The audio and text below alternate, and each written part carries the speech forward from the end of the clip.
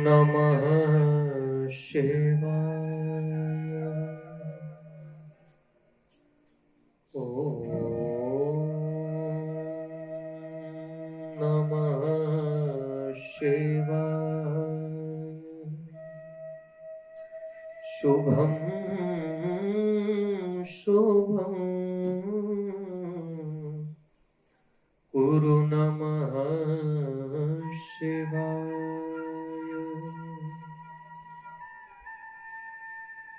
नमस्कार, स्वागत है आप सभी का एक बार पुनः आपके अपने कार्यक्रम श्रीमद् भागवत कथा में।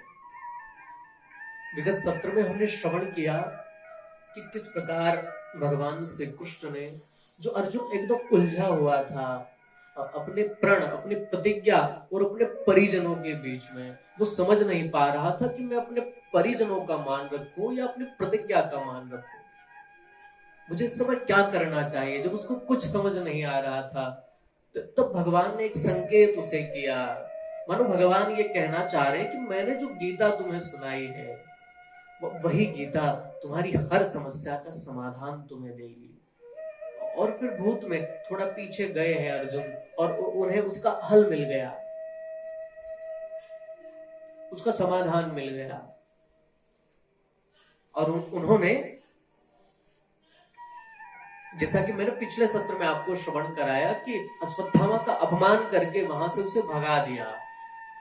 अश्वत्थामा का जब अपमान हुआ, अश्वत्थामा ने मन में प्रण कर लिया, विचार कर लिया कि अब तो मैं पांडवों के कुल में सच में पानी देने वाला नहीं छोड़ूंगा। इन्होंने मेरा इतना घोर अपमान किया है। और एक आदत होती है, जो अहंकारी प्रवृत्ति का जो आदमी होता है, जो हम कह सकते हैं जो और स्मार्ट होता है, जिसका कॉन्फिडेंस जो है वो बहुत ओवर होता है, जो जितना है नहीं वो उतना एटीट्यूड हमें दिखाता है, ऐसा व्यक्ति कभी भी अपमान सह नहीं सकता और वो अपनी गलती कभी मानने को तैयार होता ही नहीं है। ऐसे व्यक्ति से बहस करना मानो दीवार से पत्थर और दीवार से सर फोड़ने जैसा काम है। ऐसे लोग हमारे समाज में आपको बहुत मिल जाएंगे अपने आसपास, जो धुंधले तरह के हैं, जिनको साफ दिखाई भी नहीं पड़ रहा और वो ये मानने को तैयार नहीं कि हमें दिख नहीं रहा है। ऐसे लोगों की हमारे यहाँ कमी नहीं है, ऐसे बहुत लोग हैं। तो मैं निवेदन कर रहा था, अश्वत्थामा ने मन में विचार किया अब तो मैं सच में पानी देने वाला नहीं छोड़ूंगा। और उसने क्या किया, अभिमन्यु के पुत्र जो है, जिसका भी जन्म ही नहीं हुआ, जो मां के गर्भ में ही है, जो अभिमन्यु चक्रव्यूह के दौरान वीर गति को प्राप्त हुए, जो कि अर्जुन के पुत्र थे, और उनकी जो पत्नी है उत्तरा, उस समय सती प्रथा भी बड़ी प्रचलित थी, पर फिर भी गर्भवती होने के कारण वो सती नहीं हो पाई थी। और इसकी कोख में जो बालक है ना, ये पांडवों का अंतिम वंशधर है, क्योंकि कौरव तो पहले ही मारे जा चुके हैं और पांडव जो है 5 भाई हैं, इनके भी पुत्र अभी अभी अश्वत्थामा ने मार दिए हैं। तो अब जो है पांडव का ये अंतिम वंशधर, इससे उम्मीद है कि पांडवों की जो पांडवों का राज्य है उस पर शासन करने वाला कोई आने वाला है, जो पांडवों की इस परंपरा को आगे तक ले जाएगा, जो है वो चाहते हैं कि ये इसकी रक्षा हो। और इधर अश्वत्थामा ने मन में विचार कर लिया कि अब तो पांडवों के कुल में मैं सच में पानी देने वाला नहीं छोड़ने वाला।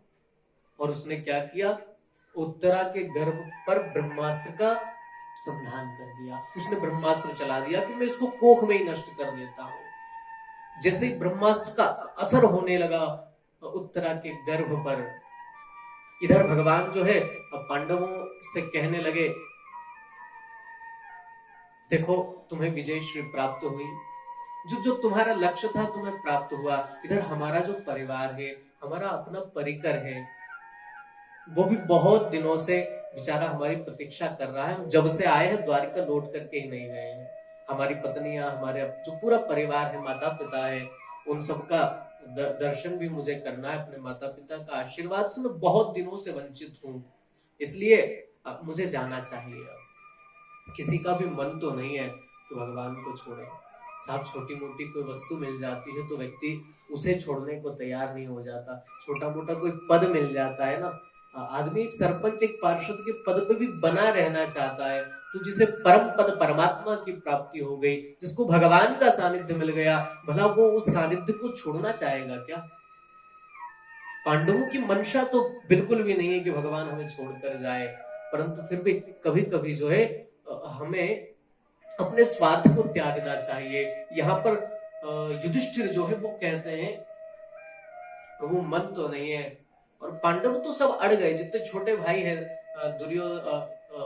युधिष्ठिर से, वो सब कहते हैं कि नहीं हम नहीं जाने देंगे, परंतु युधिष्ठिर समझाते हैं हमें अपने निज स्वार्थ को त्यागना चाहिए, भगवान का भी अपना परिकर है, इन्हें जाने देना चाहिए। जैसे तैसे सब राजी हुए हैं। कभी कभी हम लोग क्या करते हैं, अपने स्वार्थ के वश हो करके हम इतने सेल्फिश, इतने स्वार्थी हो जाते हैं कि हमें दूसरों का कोई काम दिखाई ही नहीं पड़ता। मैंने कई बार ऐसे लोग देखे हैं, जब हम उनके घर जाते हैं तो वो अपना कोई ले करके बैठ जाते हैं कोई बात पुरानी, और वो उसी को घिसते जाते हैं जिसमें हमें रुचि नहीं है, जिससे हमें कोई लेना देना नहीं है, वैसी बातें कर करके वो आपको परेशान कर लेते हैं एक तरह से। ऐसे व्यक्ति में किसी की रुचि नहीं होती। अगर आप भी ऐसा करते हैं तो सावधान हो जाइए, क्योंकि अगर आप भी ऐसी ही चर्चा करते हैं जिसमें सामने वाले की रुचि नहीं है, तो ये संसार विनिमय से चलता है। यहाँ कुछ लिया और कुछ दिया, तो ये व्यवहार चलता रहता है।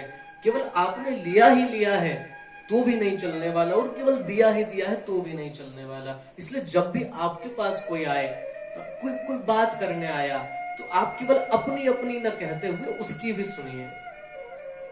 जब उसकी न सुनेंगे तो एक दिन ऐसा समय आएगा आपके पास आकर कोई बैठना पसंद नहीं करेगा। इसलिए सावधान हो जाइए, केवल आप अपना ही गीत न गाते चलिए, तो उसका भी सुनिए वो क्या कहना चाहता है।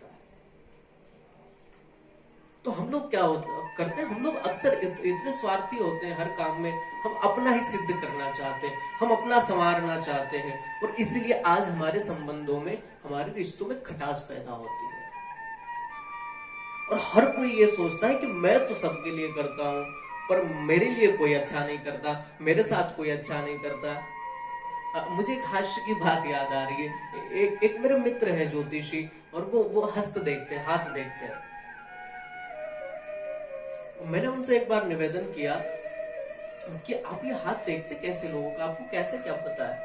मुझसे कहते हैं आचार्य जी कुछ चीजें तो बड़ी कॉमन है जो सब पर लगभग लागू होती है, जिसको भी कहोगे वो हाँ करेगा, हाँ ये तो हमारे साथ जरूर होता है। मैंने कहा कौन कौन सी बात है? वो कहते देखो पहली बात तो यह है कि आपके सामने जो भी आया है उससे आप कहिए कि आप कमाते तो बहुत है, उसका हाथ लीजिए, आप कमाते तो बहुत है, परंतु दिखाई नहीं पड़ता, वो टिकता नहीं है आपके पास। वो कहेगा हाँ आचार्य बिल्कुल, आपने बिल्कुल सही कहा। हम मुझे बड़ी हंसी आई। फिर उन्होंने दूसरी बात कही, बोले दूसरी बात है, बोले आप उसका हाथ पकड़कर देखिए और उनसे कहिए कि आप तो सबके साथ बहुत अच्छा करते हैं, परंतु आपके साथ कोई अच्छा नहीं करता। बिल्कुल पंडित जी आपने बहुत सटीक बात मुझे कही है। और तीसरी बात, काम आप करते हैं और आपका श्रेय कोई और ले जाता है। अरे पंडित जी आपने बहुत सुंदर, बहुत अच्छी बात कही है। तो वो कुछ चीजें ऐसी हास्य के बाद में आपसे निवेदन कर रहा हूं। तो हम लोग सब यहाँ सोचते हैं कि हम तो सबके साथ बहुत अच्छा करते हैं, परंतु हमारे साथ कोई अच्छा नहीं करता। विचार सबके ये हैं, परंतु अच्छा कोई किसी के साथ करने को राजी नहीं है। सबको अपनी अपनी पड़ी हुई है, और शिकायत सबसे है, क्योंकि सब में विकृति है। इसलिए सब हम सुधरेंगे ना, इसलिए हमारा एक नारा है, हम सुधरेंगे तो जग सुधरेगा, हम सुधर गए तो संसार सुधर जाएगा। ऐसा हर व्यक्ति ने सोच लिया तो स्वाभाविक है सुधरना। इसलिए केवल अपने बारे में न सोचें। यहाँ पर युधिष्ठिर कहते हैं भगवान का अपना परिकर है, उन्हें भी जाने देना चाहिए। भगवान का रथ तैयार हुआ है और भगवान उस रथ पर आरूढ़ हुए। जैसे ही जाने के लिए भगवान उद्यत हुए, रथ पर अपना एक हाथ रखा, दूसरा एक पैर भगवान ने अपना रथ के पैरदान पर रखा, और भगवान चर्चा करने लगे पांडवों से।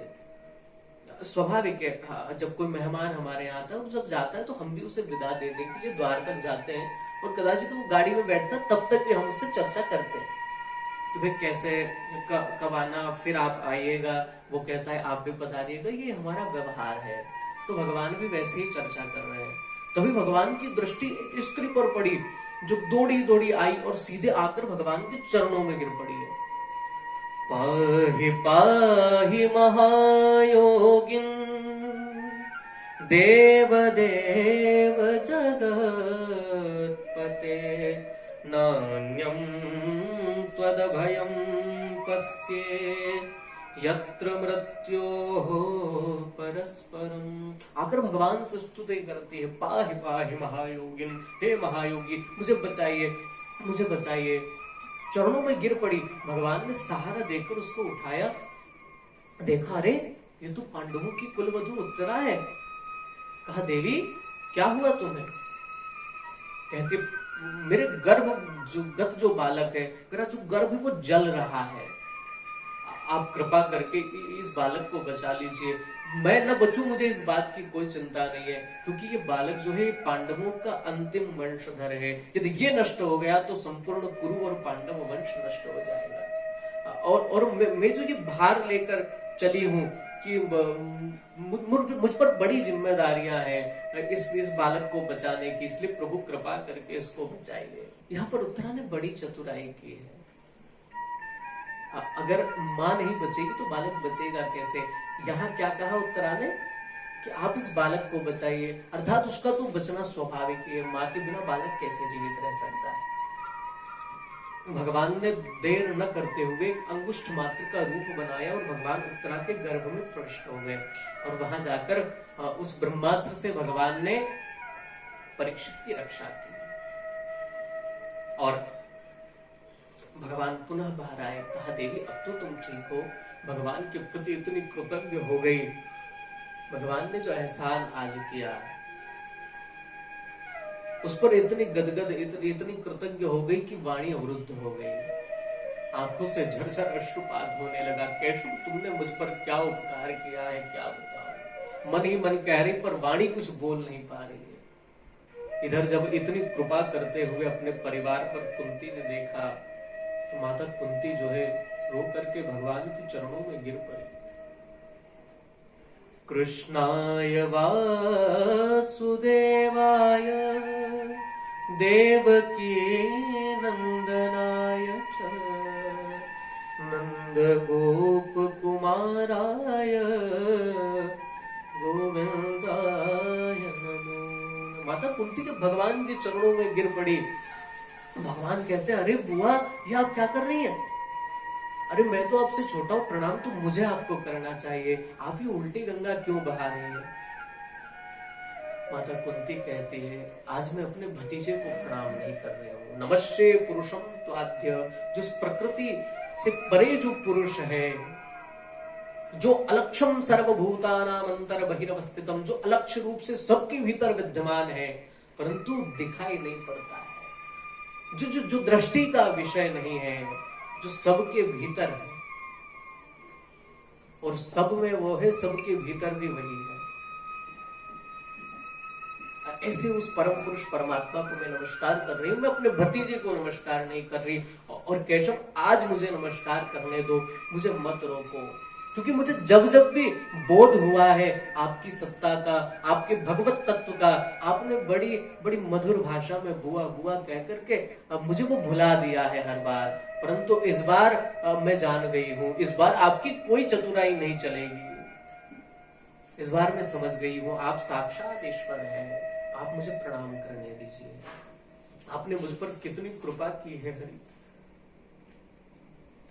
अरे आपकी मां देवकी के 6 पुत्रों की हत्या कंस ने उनकी आंखों के सामने कर दी, आपने एक भी नहीं बचाया, परंतु मेरे 5 बेटे, पांचों का बाल भी बांका आपने नहीं होने दिया। आपकी मां से भी अधिक कृपा आपने मुझ पर की है, इसलिए मैं क्यों स्तुति न करूं। आज मुझे मत रोकिए। क्या क्या दुख मेरे सामने आए।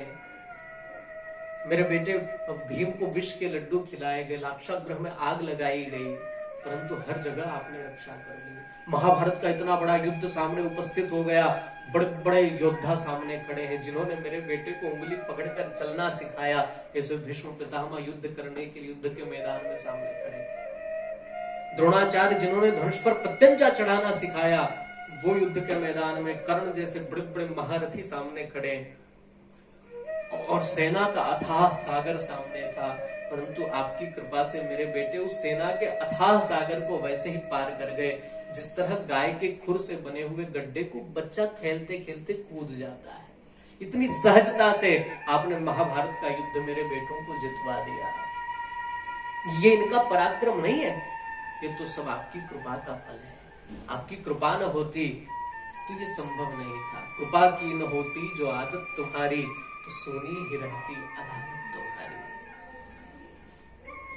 इस प्रकार जो है बड़ी सुंदर स्तुति की और कहती है, प्रभु आज मेरी इच्छा आपसे कुछ मांगने की है। भगवान ने कहा, बुआ क्या चाहती है आप, क्या मांगना चाहती है? आप जो मांगोगी मैं देने को तैयार हूं। बोले, प्रभु यदि कुछ देना ही चाहते हो, आज मुझे वो वस्तु दे दो। मैं ऐसी चीज मांगने वाली हूं जो आज तक न किसी ने मांगी, न शायद कोई आगे मांगे, परंतु आपको मुझे देना होगा। भगवान ने कहा, बुआ मांगिए। माता कुंती कहती, प्रभु आप मुझे दुख दे दीजिए। भगवान ने कहा, बुआ कैसी बात करती हैं आप, भला दुख कोई मांगने की चीज है? हाँ, मुझे दुख ही चाहिए, क्योंकि जब जब मेरे जीवन में दुख आया तब तब आप मेरे साथ खड़े हैं। आप मेरे साथ आकर के खड़े हो गए और मुझे हर दुख से मुझे बचाया है। अर्थात जब जब दुख हुआ आपका सानिध्य मुझे मिला, आपके दर्शन करने का सौभाग्य मुझे मिला। और मैं देख रही हूं अब थोड़ा सा सुख मेरे जीवन में आने वाला है। मेरे पांडव विजयी हुए हैं, युधिष्ठिर राजा बन जाएगा और मैं राजमाता बन जाऊंगी, परंतु मुझे ये जैसे सुख दिखाई पड़ा और आपका जाने का संकेत भी दिखाई पड़ गया। अर्थात सुख में वो सुख किस काम का जिसमें आपका सानिध्य न मिले, जिसमें आपका दर्शन न हो। ऐसा सुख मुझे नहीं चाहिए। सुख के माथे सिल पड़े जो हरि हृदय से जाए, बलिहारी व दुख की जो क्षण क्षण नाम जपाए। इसलिए आप कुछ देना ही चाहते हैं ना, तो प्रभु मुझे दुख दे दीजिए। भगवान ने कहा, बुआ दुख तो हमारे पास नहीं है, परंतु आपकी इच्छा नहीं है ना तो हम नहीं जाते।